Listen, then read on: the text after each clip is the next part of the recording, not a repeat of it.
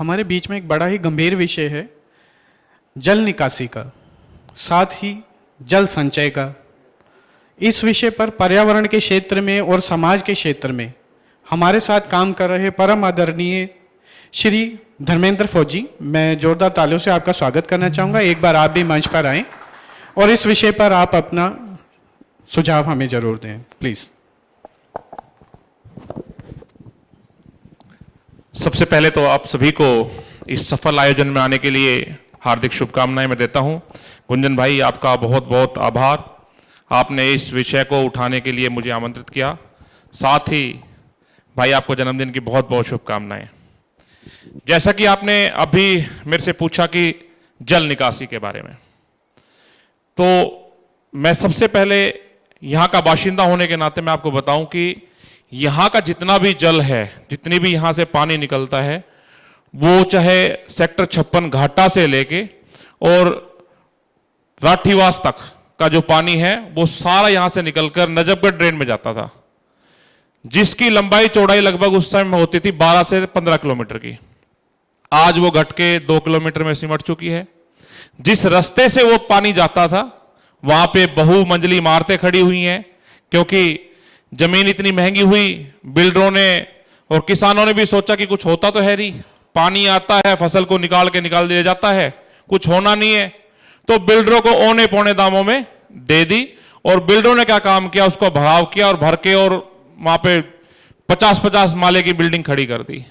लेकिन कभी भी कोई पानी जब निकलता है तो वो अपना पुराना रास्ता ढूंढ के जाता है, उसे वो रास्ता मिलता नहीं और वो रास्ता उन बिल्डिंगों के जो बेसमेंट में जाके भरता है।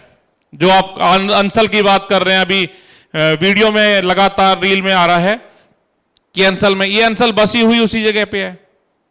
कई ऐसी सोसाइटी हैं जो उन रास्तों पे बसी हुई हैं और इसी कारण गुड़गांव में सबसे बड़ा जल भराव का कारण है। दूसरा है हमारी लापरवाही। मैं इसमें हम कहूंगा क्योंकि हमारी है। गुड़गांव में जितने सीवर ब्लॉक हो रहे हैं उसका सबसे बड़ा कारण है पॉलीथीन और प्लास्टिक बोतल्स। हम प्लास्टिक बोतल इस्तेमाल करते हैं, ढक्कन बंद करके फेंक दिया। वो स्पेस कितना घेरती है, ना तो वो गल सकती ना वो निकलती, क्योंकि उसको इतना। और हम जब प्लानिंग करते हैं, अभी कई साथियों ने इसके ऊपर विचार भी रखा था कि योजनाएं, हमारा एमसीजी अलग काम कर रहा है, जीएमडी अलग काम कर रहा है, हुड्डा अलग काम कर रहा है। तो एक काम को मान लो किसी सेक्टर को बसाना है तो उसमें पहले रोड बनाया जाता है, फिर उसी रोड को तोड़ के सीवर डाले जाते हैं, फिर दोबारा से रोड बनता है, फिर रोड बोला इसमें तो पानी की लाइन तो रह गई, वो पानी की लाइन डालने के लिए फिर उस रोड को तोड़ा जाता है। फायदा किसका? उन अधिकारियों का, और जो अधिकारी यहां नेता बने बैठे हैं उनका। मैं स्पष्ट कहूंगा ना, मेरे को किसी से वो है, वो क्या काम करते हैं, तोड़ने के भी पैसे लेते हैं, जो मटेरियल निकलता है उसके भी पैसे लेते हैं, फिर दोबारा से उसमें बनाने में उसको फिर कमीशन मिलता है। तो ये एक मिली भगत चल रही है इस गुड़गांव को लूटने के लिए। मेरा सुझाव है प्रशासन से बिल्कुल कड़े शब्दों में, आदित्य जी, मैं आपके कलम, मैं हमेशा आपको कलम का जादूगर कहता हूं, आप उस कलम से मेरे शब्दों को उकेरिए। अगर यहां पे जीएमडीए काम कर रहा है, नगर निगम काम कर रहा है, अधिकारी काम कर रहे हैं, तो क्या प्लानिंग नहीं हो सकती? क्या पानी वाला डिपार्टमेंट, रोड वाला डिपार्टमेंट, सीवर वाला डिपार्टमेंट एक साथ नहीं बैठ सकते? क्या उनका कमिश्नर अलग से है? सब एक साथ बैठ सकते हैं, एक अच्छा प्रपोजल तैयार करके एक शहर को साफ सुथरी दशा और दिशा दे सकते हैं। तो मेरा आपके इस मंच के माध्यम से सबसे पहले तो जीएमडीए और एमसीजी को ये निवेदन है कि जो भी प्लानिंग करें एक साथ करें। ऐसा ना करें कि आप जो जनता की गाढ़ी कमाई है उसका वेस्टेज ना करें। आप रोड को बनाते हैं फिर तोड़ते हैं, क्यों? उसको तोड़ने में भी आप, बनाने में आपने कमीशन खाया, फिर उसको तोड़ने में भी आपने कमीशन खाया, और अब दोबारा से जब सरकार और गांधी जैसे भाई जो लगातार लड़ाई लड़ रहे हैं, बोले हमारे यहां सेक्टर में एक रोड ही नहीं लगी। श्रीपाल जी भाई कह रहे कि भाई वो नहीं लगी रोडी। क्यों नहीं लगी? क्योंकि जो बजट था वो तो इन चीजों में लगेगा। जहां पे जो पोश इलाके हैं वहां पे एक बार रोड बनाया, फिर तोड़ा, सीवर डाला, फिर बनाया, फिर उसमें पाइपलाइन रहेगी। तो इस चीज पे एक तो बदलाव हो। दूसरा, जितने भी हमारे यहां पे सीवर लाइन डली हुई हैं या ओपन नाले बने हुए हैं, उसमें एक केज लगे, लोहे के एक जाल लगे, ताकि जो हमारी पन्नियां और प्लास्टिक बोतल हैं वो उस नाले में ना जाएं।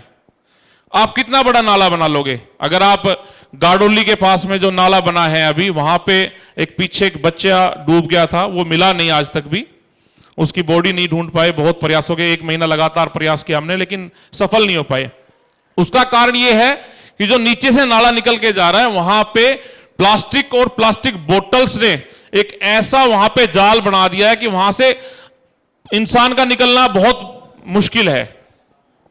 तो ये हमारा सबसे पहला और सबसे बड़ा प्रयास होना चाहिए कि जितने भी हमारे छोटे नाले हैं चाहे बड़े नाले हैं, उनके ऊपर एक लोहे का जाल लगे और उसकी प्रतिदिन नहीं तो हफ्ते में एक बार सफाई हो जाए, और जितने भी पन्नियां हैं और जो प्लास्टिक बोतल्स हैं वो यहां से निकाल के और चली जाएं डिस्पोजल में। तो ये मेरा सुझाव है।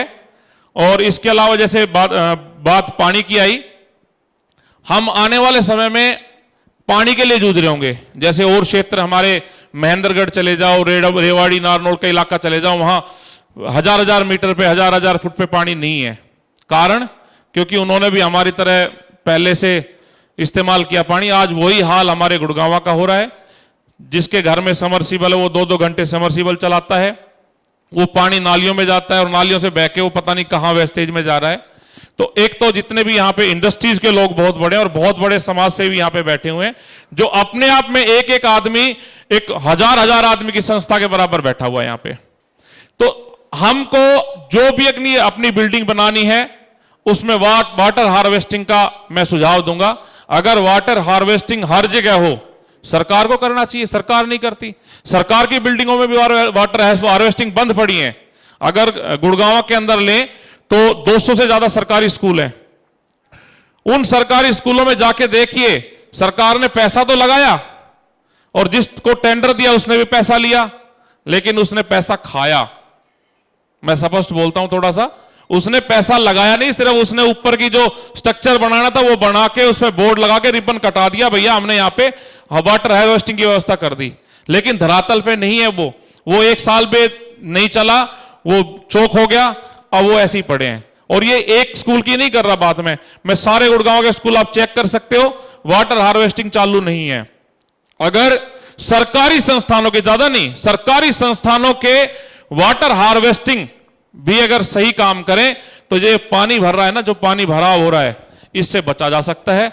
और जितने भी इंडस्ट्रीज के साथी हैं, आपसे भी मैं निवेदन करता हूं कि आप अपनी जो बड़ी बड़ी कंपनियां, आपकी 1 एकड़ 2 एकड़ की बहुत बड़ी बड़ी कंपनियां हैं, उसका अगर पानी भी आप बाहर ना निकाल के और वापस जमीन को दें तो उससे पर्यावरण भी संरक्षित होगा, पानी संरक्षित होगा और आपके जो पानी भराव की जो समस्या है कहीं ना कहीं तो उसमें भी कमी आएगी।